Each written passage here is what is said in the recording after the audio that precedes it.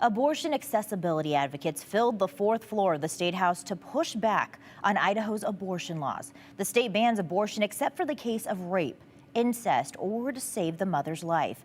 The state Supreme Court upheld these laws on January 5th, ruling abortion is not a right afforded in the state constitution. News Channel 7's Andrew Bartline was at that news conference today. Andrew, who was all represented? Well, we heard from Democratic Party leadership in the House and Senate, and representatives from the ACLU, and Legal Voice joined them as well. If you're not familiar, Legal Voice is a self-described, quote, progressive feminist group that uses law to make change in the Northwest. Numerous people spoke at the podium. Recurring talking points included Idaho's abortion laws are oppressive. Speakers repeated that they will not stop fighting for their stance, despite it being an uphill battle. If the federal Supreme Court had not overturned Roe v. Wade in 2022, this weekend would have been the 50th anniversary of federally protected abortion rights.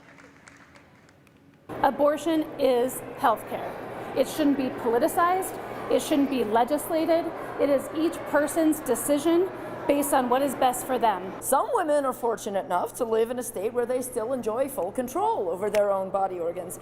But others, like us, now live in a state without the full rights of personhood for women. And what I'm tired of is being in sterile hearing rooms and chamber floors where we talk about esoteric things and ideologies in the air, and we forget the very people that they're impacting. We must keep the pedal pressed all the way down until we arrive at our destination, which is freedom and bodily autonomy for all. They're referring to 3 separate abortion laws in the state. Together, they ban abortion except for rape, incest, or to save the mother's life. And anyone who provides abortion services can be sued in civil court for $20,000. The state Supreme Court majority opinion holds the laws are rational because exceptions exist for protecting the mother and the fetus at all stage of development. However, Legal Voice says the exceptions aren't exceptions at all, but rather, quote, affirmative defense. That's where doctors have to prove their innocence for providing an abortion.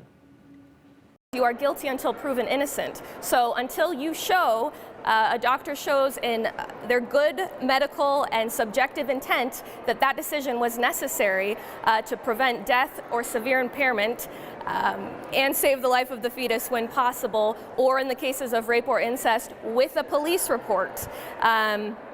A doctor might have to prove that in a courtroom to not be convicted of a felony with a minimum of 2 years of prison.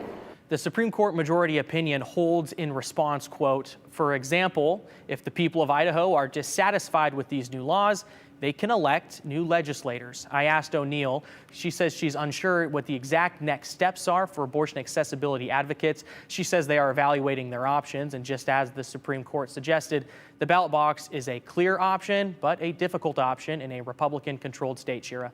All right, Andrew Bartline, thank you for reporting for us.